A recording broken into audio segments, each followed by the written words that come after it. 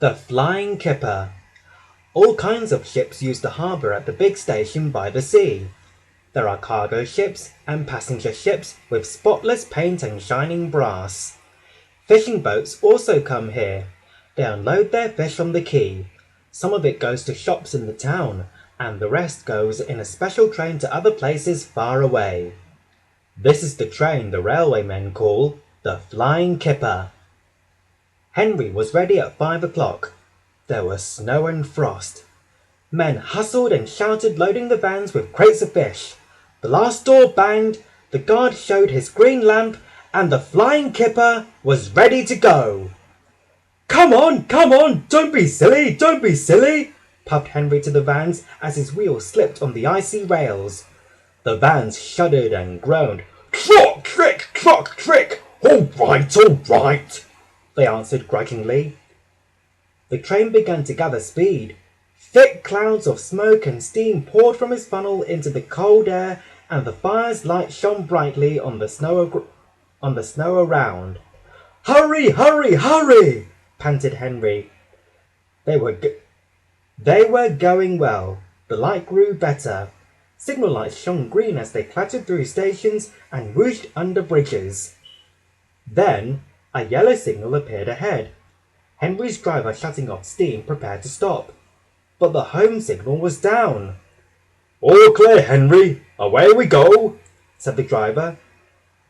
They couldn't know that the points from the main line to a siding were frozen, and that the home signal should have been set at danger. A fall of snow had forced it down. A goods train was waiting in the siding to let the Flying Kipper pass. The driver and fireman were drinking cocoa in the brake van.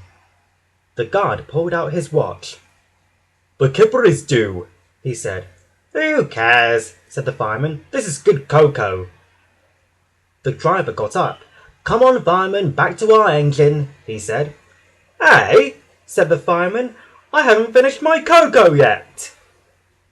Then there was a sudden crash. The driver and fireman got out just before Henry smashed into their brake van. His driver and fireman had jumped clear in time, but Henry lay on his side, dazed and surprised. The Fat Controller came to see him. The signal was down, sir, said Henry nervously. Cheer up, Henry, said the Fat Controller kindly. It wasn't your fault. Ice and snow caused the accident. I'm sending you to Crew, a fine place for sick engines. They'll give you a new shape and a larger firebox. You'll feel like a different engine and won't need special coal anymore. Won't that be nice? Yes, sir, said Henry doubtfully. Henry liked being at Crew, but he was glad to come home. Peep, peep, peep, peep, peep, he whistled happily. A crowd of people waited to see him arrive in his new shape, and I'm sorry to say that a lot of little children were late for school that day because they waited to see Henry go by.